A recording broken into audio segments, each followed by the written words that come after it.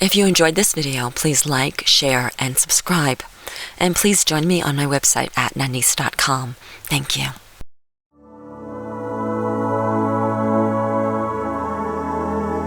It's your time for Chai with Nanice. Get ready for substance, clarity, change, and especially empowerment. Get ready to turn over stones, uncover stories, and get to the heart of the matter in every area of your life. Any mood runs, any emotion flies, and your dreams are within your grasp. There are no limits or boundaries, and your comfort zone is out of reach, yet it's the safest place you will ever be. Come in, sit down, and have some chai with Nanice. Welcome to Chai with Nanice. I'm Nanice. People come to me all the time for all sorts of problems. One of those problems is usually financial, usually abundance. Well, today's show is just going to blow that whole idea out of the water, because what we think is abundance really is not abundance. Most people think that money is success and that money buys you happiness. Well, not only does money not buy you happiness, money doesn't buy you anything, because the whole concept of money is an illusion. And along with me today, my wonderful and amazing guest, Merrill Chandler, is going to help me show you that everything that you have ever imagined about money is not real. And the gift in this is that suddenly you will be freed from probably one of the largest constraints that has been controlling and constraining your life probably since the time you can remember. So without further ado, I'm going to introduce Merrill, and Merrill is just one of the most amazing people I have known. He is a founder and executive director of Echelon Credit Advisors. He's been an influential player in the credit restoration industry for almost 20 years and has co-founded and grandfathered numerous successful credit restoration firms around the country. Unsatisfied with the results of credit repair alone, Merrill has used his vast knowledge of credit reporting and credit profiling to single-handedly create and dominate the credit profile optimization marketplace. Since 1997, Merrill and his staff of advisors have assisted real estate investors, business owners, and entrepreneurs nationwide to create credit profiles that can sustain resilient Tier 1 credit scores. Today, Echelon's credit profile optimization program has no equal, especially for consumers who everywhere who want to know how to use their credit to protect themselves from negative economic downturns and take advantage of the rare financial opportunities that are currently available. That sounds pretty impressive, Merrill. How are you today, Denise? I'm so good, and I'm really excited about this. Now, I got lost in some of those words there, so I'm thinking some of our listeners did too. So let's just bring this right down to basics. And this path actually helps you to understand what our money system is really all about. Absolutely. For 20 years, I have been helping people improve their credit scores and improve their credit reports. Because without credit, especially in the United States, without credit, we're a nobody. We're second-class citizens. We're outside of the financial mainstream. Well, if you have a good credit score, ultimately you have the world is your oyster, and you can do anything you want with it. Now, what I found out from the financial institutions that I worked with is that I began to find out their inside secrets about how the financial game is really played, and it was a massive revelation. I mean, it was actually the kind where you fall down and sit in stupor. Really? Because there's no Santa Claus, that kind of revelation? Yes, there is no Santa Claus. Oh, no. Okay? Oh, sorry, anybody who thought there was. Yeah. Oops, sorry. Yeah. You 3-year-olds out there. Yeah. So, but ultimately, so my career that I've built in helping people to obtain credit, I learned that ultimately there only is credit.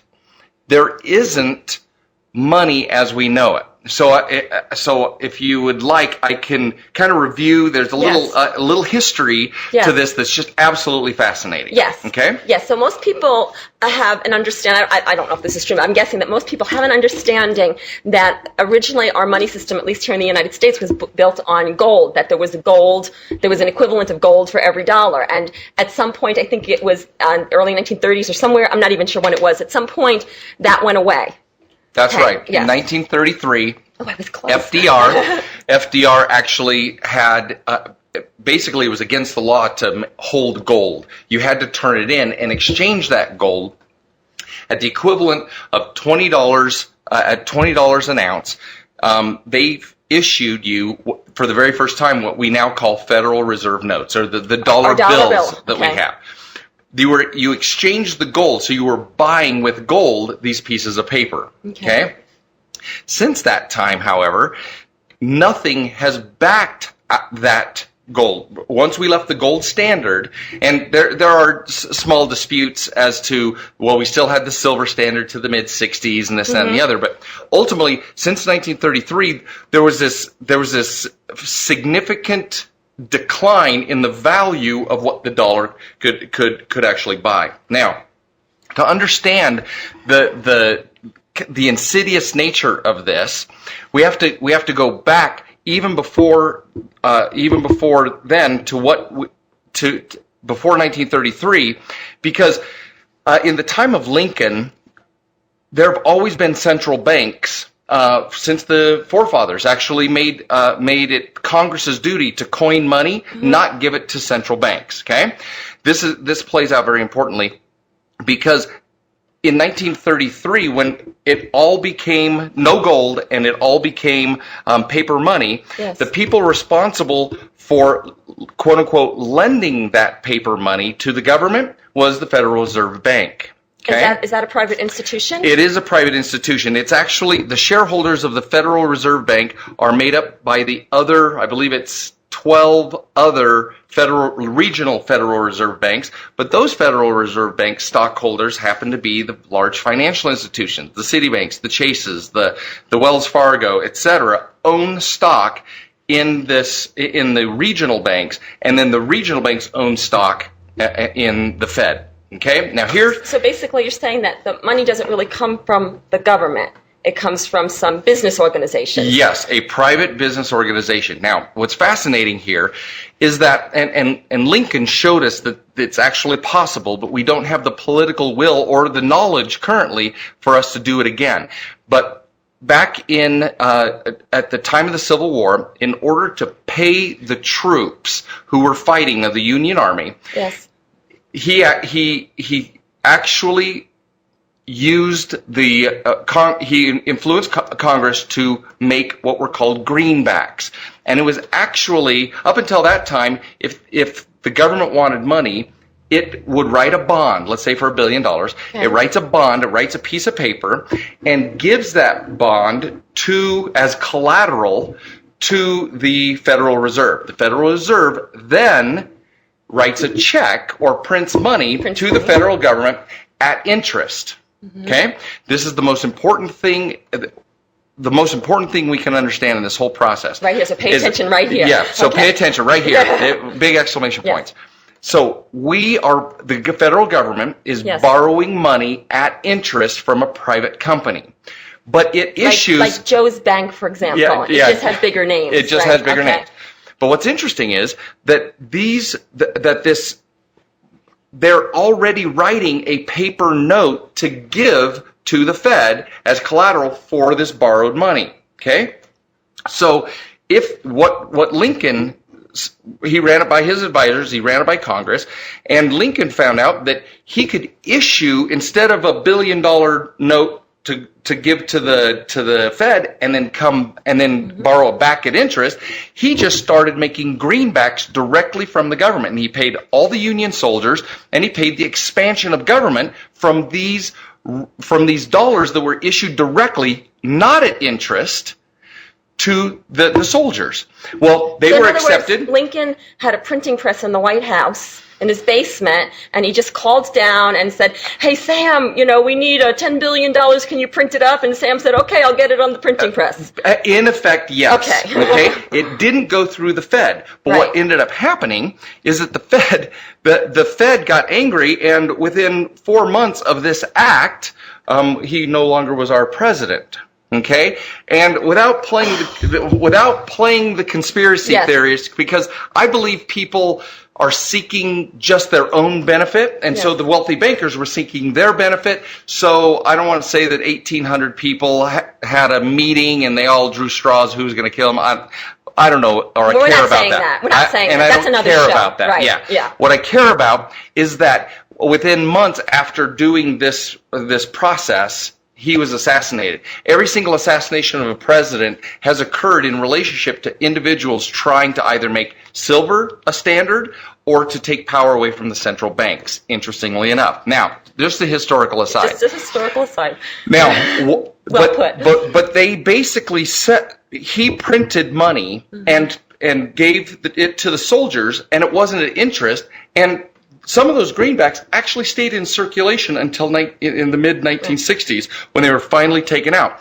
And they were called greenbacks because of the color of the special color that it had on the back of the dollar bill. So are you saying that Lincoln said, wait a second, why am I paying, Joe's bank to produce money and, interest and giving them, an IOU when I can just do the same thing and print my own money, because the only thing they're doing is printing money. Exactly. That's all they're doing. And as long as you don't increase, now we haven't been doing it, the Fed hasn't been doing it very well at all. So the government isn't going to do it better or worse than the Fed, right? But it won't be at interest. Right. And let's say Obama, however we feel about the president, but he has all of these programs that he's funding. What would happen if he funded these things not at interest? The national debt is how much money we're borrowing at interest, not how much we're spending as a company, because the federal debt is backed by the good faith and credit of the United States government. Well, who's the United States government? We, the people, ultimately. Right. So it's our good faith and credit compiled. Every single one of us have a portion of that credit line that we're spending. Well, rather than borrow money and make it a credit line, why aren't we actually just writing money and keeping it at the same pace that the economy's growing? We would not have inflation because, now, stick with me here, listeners, because sometimes we can get lost on this concept. But whoever charges interest wins the game and ultimately ends up with all of the assets. So let's take a Monopoly game. Yeah, I was going to say, it sounds like Monopoly. $1,000 are on the board, okay? Let's say that whoever's playing banker actually charges interest, okay? It's not how the game is normally played, but let's say they charge interest. Yeah. At some point, whoever's charging interest is going to end up with all the pieces of the board because there's only $1,000. The Fed, when it prints $1 billion, it doesn't print $1 billion and the interest. Right. It only prints the $1 billion. So where does the interest come from? So then the government has to make another IOU. Yes, we have to borrow more to pay the interest on the original. So there's no way that we could ever pay. We're set up to lose. Yes, we're set up to lose. Now, not only are we set up to lose at the largest macro level, but because there are only so many dollars in that Monopoly board, foreclosures and repossessions are built into the system because isn't that what happens in Monopoly? When you can't pay your bill, they foreclose on it and they take the little red houses or the green houses and the red hotels, right? Yes. Those are foreclosures and repossessions. So whoever's charging interest in a closed system, the Great Depression was built on the same principle. They just stopped lending money, and people who were paying interest soon lost all their assets. So wait, who stopped lending money? When there's a constriction of the economy, and lenders, the Fed stops lending money because so the government says, I need $10 billion, and the Fed says, nope, can't have it. Like exactly. that? Exactly. Because it's been used as a process of control. Okay? And so when we end up in so the Great Depression, many people believe, was a result of the constriction of the financial policies of the Fed in order to bring FDR around so that he would play ball. Okay? Say that again. Say that piece again. The Depression was caused, in fact, there are actual affidavits of showing that there were a number of powerful J.P. Morgan and Rockefellers all shorted the market, which meant they were planning on the demise of the stock market in 1929. So they 1929. So they pulled all of their assets out. It tanked, and then they took their money and went and bought businesses for pennies on the dollar. So they created the crash. They withdrew their money. So they could profit by So it. they withdrew their money, so there wasn't any money to lend. Because there wasn't any money to lend, it created foreclosures and bankruptcies and so, defaults. Absolutely. So And then all that property, businesses, houses, was worth pennies on the dollars. And then those same business people came around and picked up all those assets for a fraction of the price, bettering their own portfolio when the people who lost these things were helpless. In fact, it's designed that way because the only real wealth, since we don't have gold in our system anymore, and it's not even backed by gold, our money is worthless. It's the means of exchange. It doesn't have an intrinsic value. It's not even. It costs more money to print it than it technically is worth. Okay, so when you end up with when you have a fake means of exchange like this, like we have right now, okay, where the actual means of exchange is worthless, then the real worth is in the stuff we build and make with our labor. Our labor is the only thing of real worth in our economy. So we work, we build homes, we buy homes, we buy refrigerators, we buy cars, all those things, and then we go borrow money that is technically just credit, and we'll get into that in just a moment. We borrow money at interest because the Fed is charging interest. It isn't the government just paying its workers and its employees in dollars that are interest free. Yes. Every step of this process is designed to capture the real wealth, which is the cars, the boats, the homes that we labor to build and purchase for our personal use. So many of us are related in some way to the auto industry, the manufacturing sector, the nuts and bolts of hard industry, which are the coals and steels and the plants, where we're actually making real things. Well, once those things are made by our labor, then it's very interesting that a financier helps us purchase it and then repossesses it or forecloses upon it if we can't pay the interest-laden debt. Does that make sense? So I'm gotten a little confused, and I think if I can understand, anybody can understand it. So you're saying that that when we make something, that's the only real value? The real value is the stuff that, because we have trees and we have dirt and we have metals. Okay. Yes. Well, it takes somebody's labor, real live energy. And this is the metaphysical side of it. Like if we were to go out and build a cottage in my backyard, for example. Exactly. Okay. That took your blood, sweat, and tears to make that cottage. Okay. And you had to go out and get real live trees or aluminum siding or whatever it is you built it out of. Right. Okay? That's the wealth. It's the stuff. When I say wealth, I'm talking, those are we're not talking where there's no debt attached to it. Is that what you mean? Where there's no just that it's stuff. Okay. But because it's expensive, like a car, we can't go just buy it out of a couple weeks' paycheck.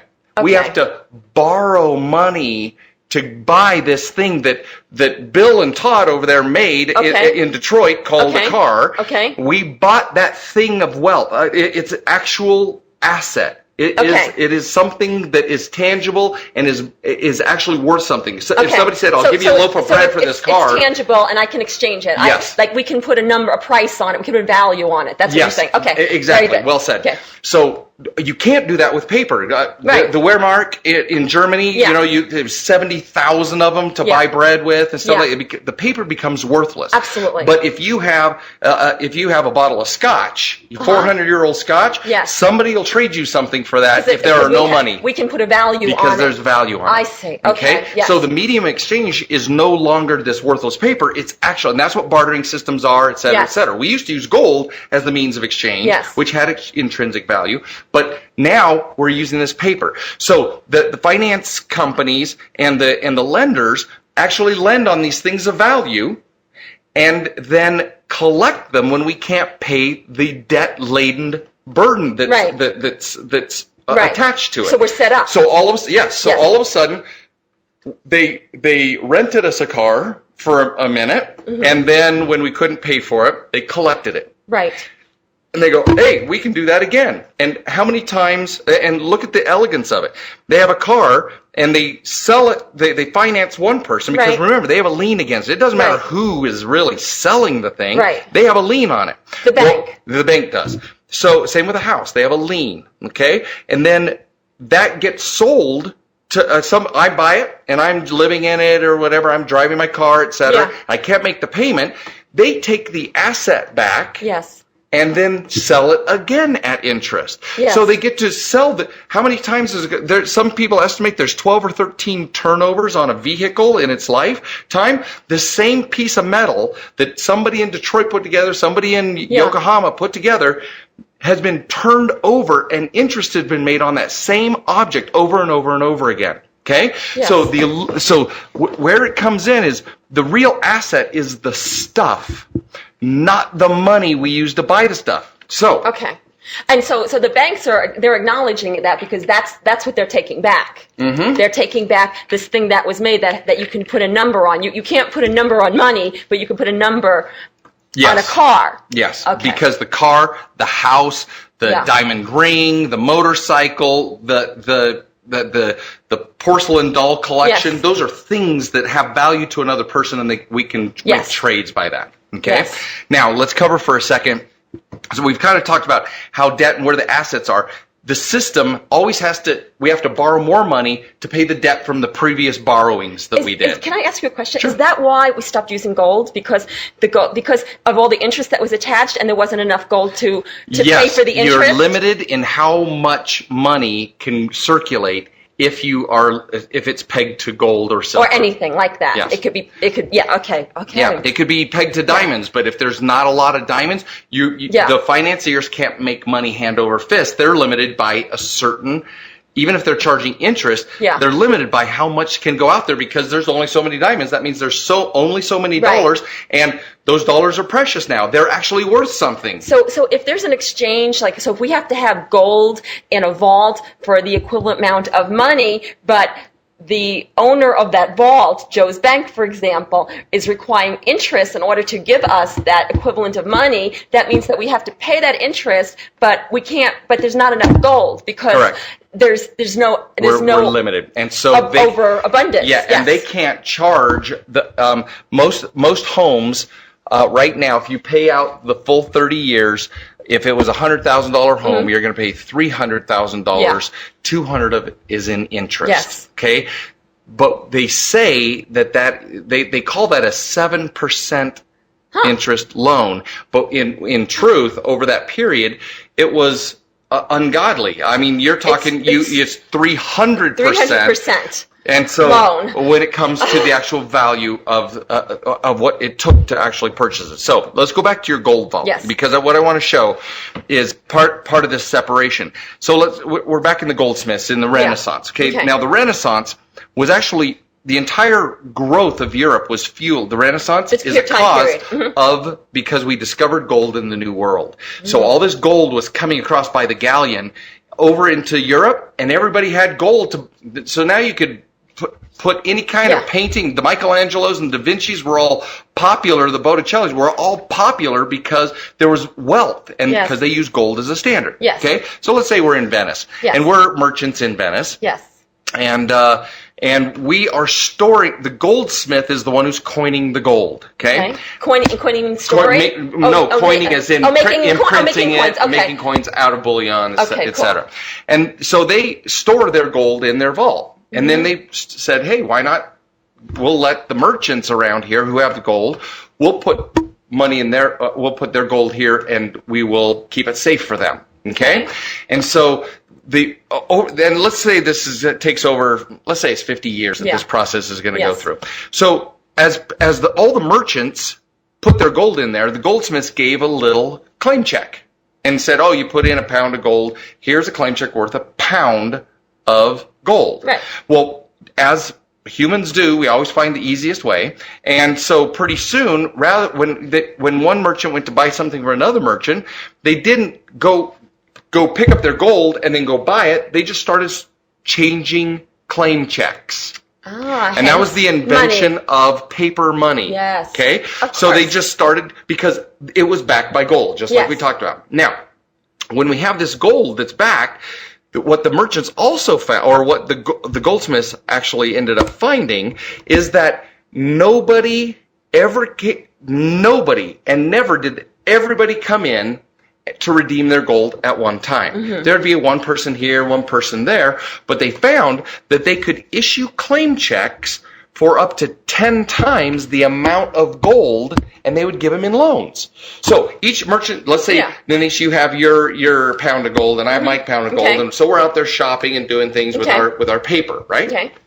Well, what ends up happening is that these the merchants said, "Oh, I can make loans, not just on their gold, but all the gold that's in the because nobody." So can I stop you right there? Yeah. So what you're saying is because not everybody came on the same day to get their gold, the gold coiner realized that he only needed to really have 10% of 10% of the actual gold in his possession in order to service all the people that were putting their gold there. Exactly. Okay. So they could lend 10 times more out than they had actually in the vault. Wow. All of this at interest. Yes. So we're paying. So here's how it goes. So let's say the goldsmith was paying you and I as depositors. We have our gold in there. Okay. Let's say it's $1 I got my million. 10 pounds. Okay, I got my million. We got Okay. $1 million between Yes. us, and he pays us $20,000 a year, 2% interest for Right. keeping our gold there.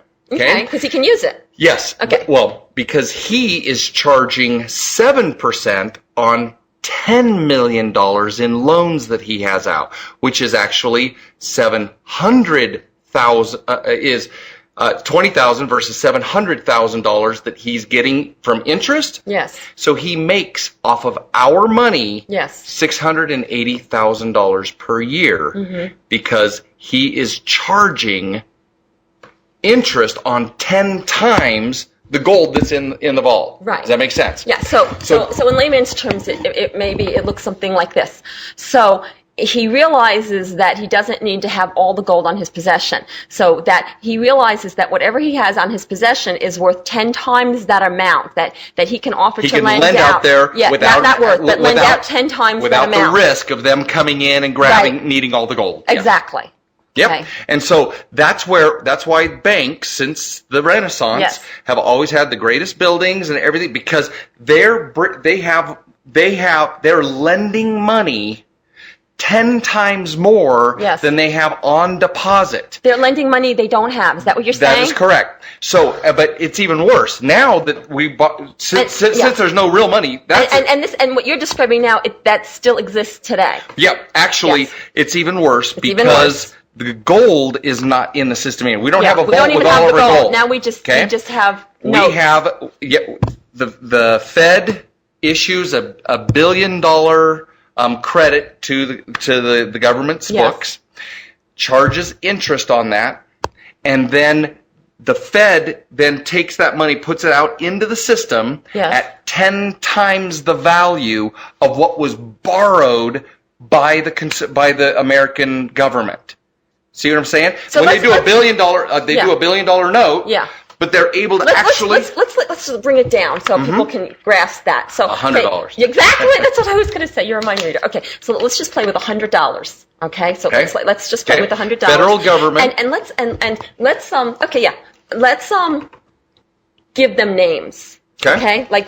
So we're looking at like people. Okay. Just so people understand. Okay. So let's say the federal government, Uncle Sam. Uncle Sam. Very good. Says, "Oh, I need another $100." Okay. So he goes to Frederick the Fed. Frederick the Fed. This is so great. And says, "Hey, can I borrow from you at interest?" Who's just a business guy down the block. Just a banker. Just a banker. Says, Frederick. "Can I borrow that $100 and I'll pay you interest on that $100?" Yeah. And he says, "Okay." So he makes a little computer entry on his books. Fred does. Fred at the Fed makes a computer entry to the government. Okay? But the ripple effect is more than just the rock hitting the water. It's all those waves that upset everything else.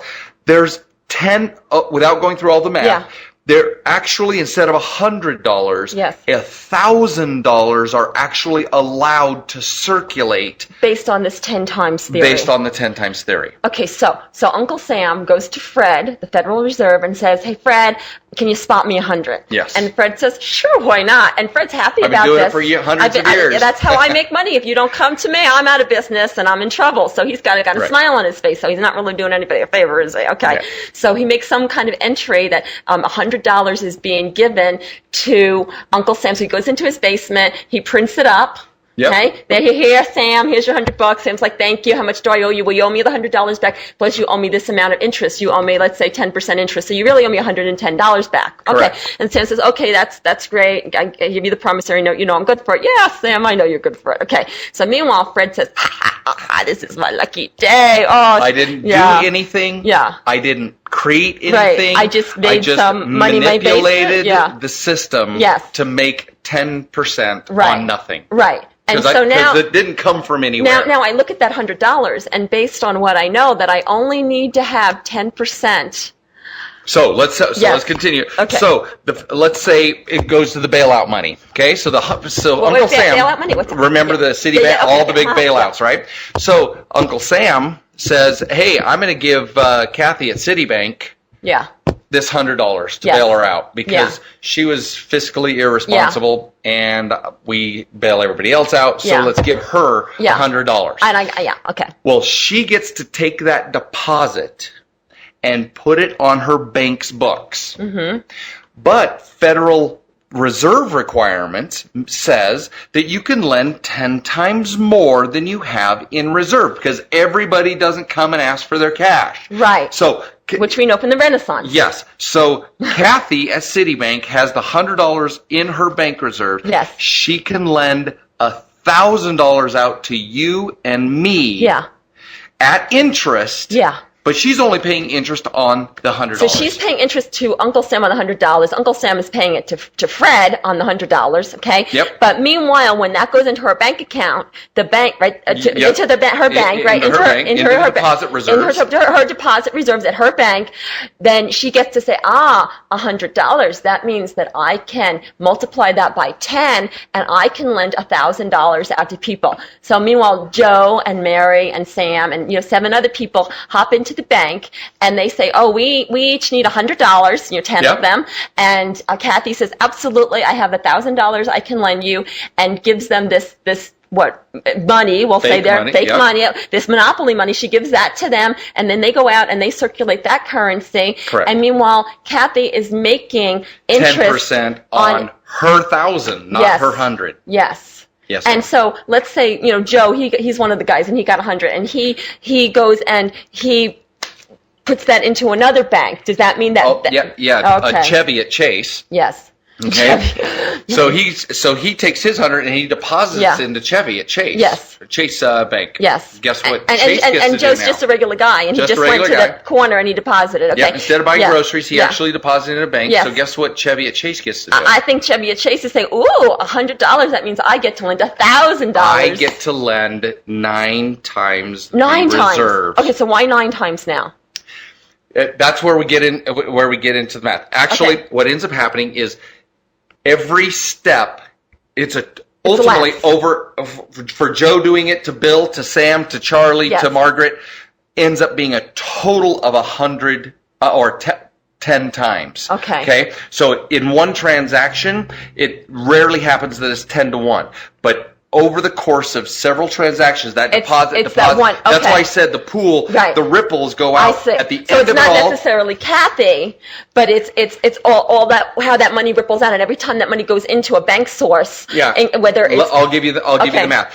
You get 100. yes, You keep 1 and lend 90, or you keep 10 and lend Yes. 90. So there's your 10 to 1. Okay. Then the next guy takes his 90 Okay. and it's 81. Yes. And the next guy goes to 72 and 64, and all of a Right. sudden when you add all that up, it's 10 times. So like if I the had a amount. party, and let's see if I can work this out of my head. So I have a party and I have $100, and I give everybody $10 and I keep 10 myself, and then they each go out and they each keep $10 and they give the rest away. And then give 9 out. They each give Yeah, they each give and so when we look at the whole thing, it's 10 times the amount. The multiplication factor, what they call the hypothecation rate, is 10 times. Wow. And so that's why the money that we go buy our cars with, the money we buy with homes, to buy a home for $100,000, they only have to have on reserve $10,000. The rest of it is fake. So, like, I got my mortgage from Chase, for example, and so they lent me, I don't know, $300,000. So they only needed to have on their person, so to speak, $30,000, and $270,000 did not exist in their bank account. Until you signed on the note. So whose credit, we call it conversion or monetization. Yes. So you actually signed a promissory note, and that promissory note became worth the other $270,000. Right. So it does not exist. Without you, it wouldn't even exist. And then I have to spend the next 30 years or whatever repaying money that never even exists. That you created. That I created by my note. Yes. Your note created it, and yet you're paying interest on it. Yes. By the way, the first 5 years of a mortgage is about 85% interest. Yes. Not 7% interest. Oh, my goodness. Okay, so everybody take a deep breath. Right? And if you have, there's information all over the internet about everything we're talking about. A great movie that I had the privilege of seeing recently was Zeitgeist. Am I saying it right? Yes. And Zeitgeist, it's the addendum. The first one is about the church. That's another subject. The second one is about our whole financial system. So Zeitgeist, that's ZEITGEIST addendum, and you can get it free on the internet. Just get a big bowl of popcorn, get a glass of wine, and sit down because you will be in for a ride, and it will help explain a lot more of what we're talking about here. One of my favorite sites, Google Money Masters, and there's a 3-hour video that describes all of this in great detail. Yeah. You can find it also at trueworldhistory.info. That's trueworldhistory.info. It's kind of a portal to all kinds of exploring all of these opportunities. But the biggest and best thing that I've ever seen on this is called Money Masters. Just Google Money Masters. Money Masters. Yeah, and it's phenomenal. Look for the one that's 3 hours. Some of them, there may be 10 minutes times 30. Yeah, on YouTube they have to do that. Yeah. But I think like if you go to Google Video, they'll have the entire ones. And I'll make sure that I get it on my website. So just come to Nanice.com, NANICE.com, and I'll have a whole section under money there. But that's the fascinating thing is we pay all of this because when we go out and we earn a living by labor and doing things, we bring home a paycheck. We've exchanged our labor for a paycheck. We take these dollars that we have been paid, and then we buy things, or I like to call it we rent them, actually, because none of us stay in our homes for 30 years. We're always turning them over or whatever, or even refinancing the same house, and so we just keep paying Oh, boy, rent. That's a whole nother story. Well, we end up, 90% of everything of that purchase amount is created when we sign the document. In fact, I have some of the documentation that I found. My father was purchasing a motorhome. Yes. And he called me. I was doing all the work for him, and he calls me up and he says, "Merrill, why is there $262,000 in my checking account?" And I said, "Dad, they just monetized your signature." And then within 2 hours, it was gone, and it was wired to the seller for the Winnebago, right? Well, interestingly enough, if we forced the credit union, they could not show that money came from anywhere. It was a keyboard entry saying, we have the reserves necessary to do this loan. Now, they can't do loans if they don't have the reserves. That's why credit begets credit begets credit, because they need the credit. Because Kathy and Joe and everybody's taking their dollars and depositing them somewhere else. Yes. And that ends up spurring the economy. If any one person stops, everything starts falling apart. So in other words, if Joe, and not the banker Joe, but Joe in line who got some money from from Kathy, if he all of a sudden listens to the show and he says, "Wait a second," I use a four-letter word, but I won't now. Okay, so he says, "Wait a second, I think I'm being screwed here. Okay. And I'm not going to play this game anymore. I'm going to stop right now, and I'm not going to play this Monopoly game. As soon as he removes his energy, his placement in this really pyramid scheme, then it collapses. And hence the collapse of the real estate markets in the last year. Yes. Because all of a sudden people started, here's what's crazy. Remember, when you say, let's say you're going to buy a home. Yes. Okay? But to buy that home, you have a promissory note. Yes. That someone is depositing. They actually take that promissory note and deposit it in a different bank. That's why they sell the promissory notes on the secondary markets, and mortgages are selling those things. Yes. Those mortgages get sold, and they're treated like cash. I actually have a copy of my mortgage. It says pay to the order of Mortgage IT, which is a subsidiary of Deutsche Bank, and they actually stamp it with a pay to the order of. It becomes that $200,000 becomes a new dollar bill. Right. It's a security, right? Well, so they take those securities and they deposit them somewhere else. Now, it's new. It's brand new money. It's just fake money based on your Monopoly. promise to pay. Yes. Okay. So the more people, so all you need are a few people to foreclose on their homes. Yes. And they set it up. They set it up poorly because remember all the the ARMs and the new rates. Everybody says, yeah, I can afford $300 more a month 2 years from now, and they can't. So the foreclosure starts, and all the money that's based on their promissory note is out there in the market. Yes. Those collapse too. So imagine having a pyramid, and but little holes start appearing all the way through the pyramid as individuals start to foreclose. Those instruments begin to fall apart, and the whole house of cards comes tumbling down, which is what we've experienced over the last year. Yes. Yes. So. Wow. Right? Yes. Yes. I think we just need to do a whole other show on the solution to this, because I know there's a lot of people. We only have a few minutes. Oh my goodness, there's a lot of people I know listening to us, and they're thinking, okay, I understand now. That's the problem, or I'm beginning to understand what the problem is. But what is the solution? And the solution is not repairing the system. Actually, it's not. And what ends up happening is. This is where it takes great courage and real faith, and not necessarily just religious faith, but faith that you are in a universe that will take care of you and protect you. Because when somebody knocks on your door and puts an eviction notice on your door, it looks pretty damn real. Excuse my language. No, it's internet radio. You're allowed. So it takes great faith to go up against the system. But at the exact same time you pull out from the system, you need a new system to be a part of. That's why barter groups are popping up everywhere. There's alternate monies that are based on silver are popping up everywhere. There are dollars that are based on hours of time, basically equivalent of $10 an hour, and people are trading these new dollar bills based on the value of an hour of human beings' time. They're cropping up all over the place because we need a place to go if we're getting out of one to go into the other. Because it's an exchange of energy. The way that our universe works on a physical level and on a spiritual level is that we exchange energy. One cannot exist without the other. Exactly. So it's not like there's the exchange of energy goes away. It's just the way in which we've been doing it. So we've been doing it. We've been doing it on a system that's really lose-lose. There's no way that from the very first moment that our money system, our financial system began, it was set up for failure.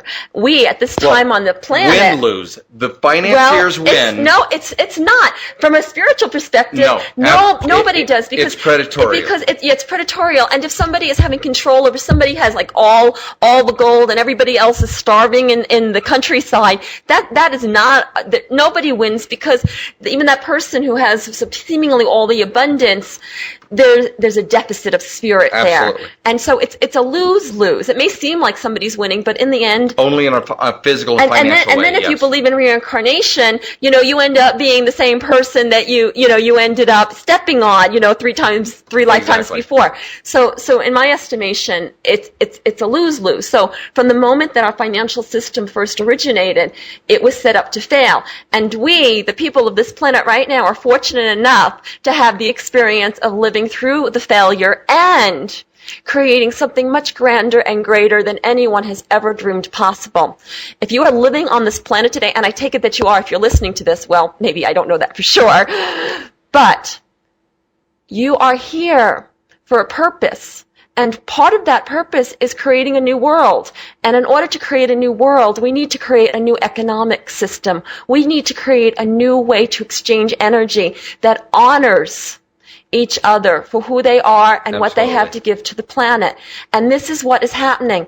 But the only way that it can happen is if the financial system, the economic system, as we have known for a very, very long time, collapses. And this is what we are witnessing. Now, I know a lot of people are running for the hills and, screaming fire, fire. And I'm not going to say it's not a fire, but you know what? Sometimes when that fire burns down the forest, what it leaves behind is a beautiful pasture waiting to be born. And that is exactly what is happening now. And if you are listening to this, you are part of that plan. And yes, as my good friend here, Merrill, so brilliantly said moments ago, it does require faith. But I will tell you that even beyond faith, that there is a knowing that it can be no other way. And if you look deep inside yourself, deep inside your heart, deep inside your being, you will know that that is true. And that our universe, our God, whatever you would like to call it, loves us so much, that there is so much abundance, that we will find that because it will come to us naturally. We live in an abundant universe. We've just been playing this game of scarcity for way, way too long. A very long time. Very long time. And now, my good friends, it is time that we play a different game. And the game that we get to play is one of abundance, overflowing, unlimited, unconditional abundance. It's time that we take off all the conditions that we have placed on value and worth. And that is exactly how our money system has been set up. It's time that we discover our worth without conditions, without limits, just for being, because that's who we are. Merrill, thank you so much for being on the show. Now, I'm sure there's a lot of people who want to get in touch with you. And, I know that you do a lot of work with helping people undo their mortgages and credit cards and all sorts of stuff. So how can our listeners get in touch with you? Well, to take a look at the specific credit issues, you can go to echeloncreditadvisors.com.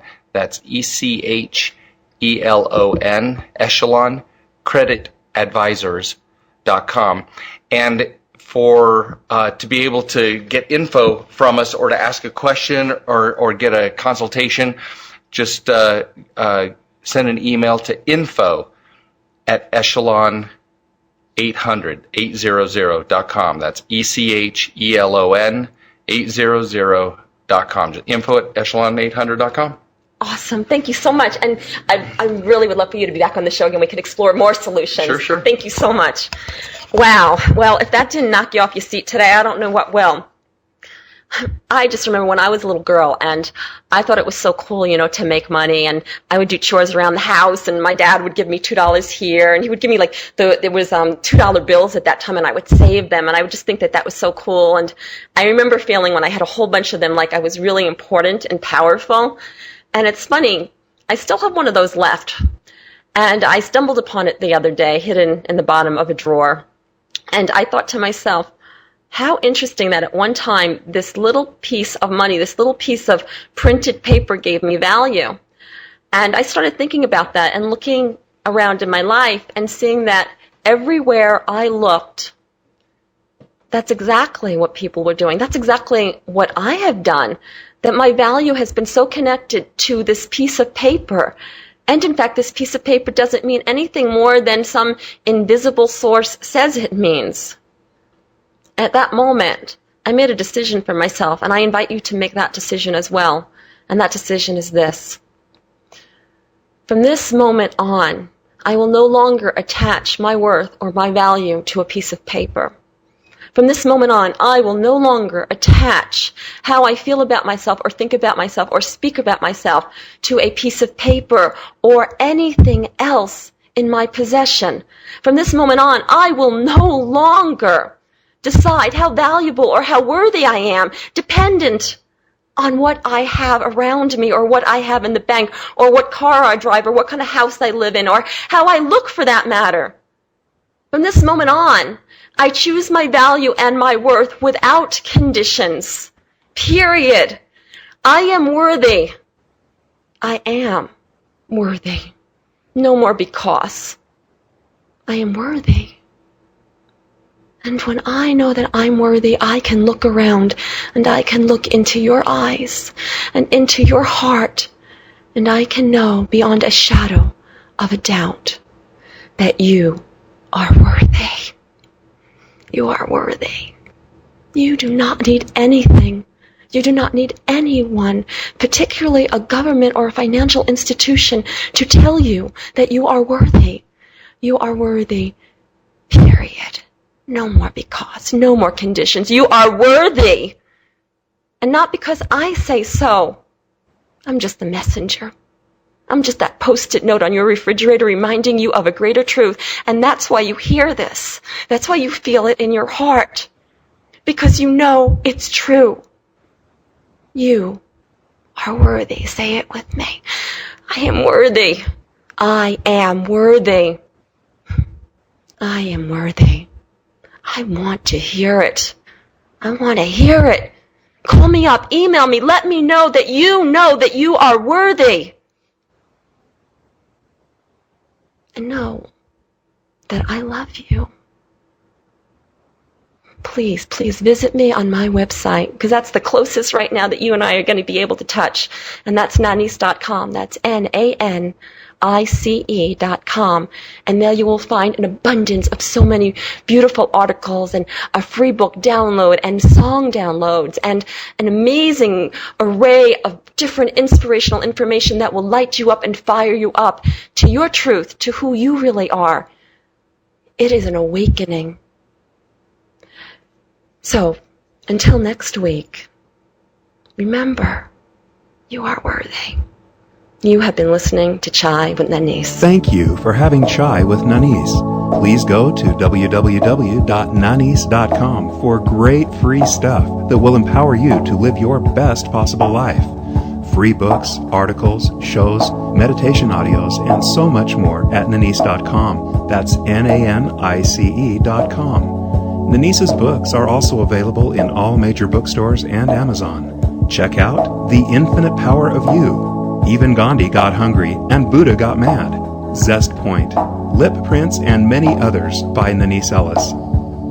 To find out about one-on-one coaching and how Nanice can personally coach you to experience your best life possible, please email mybestlife@nanice.com.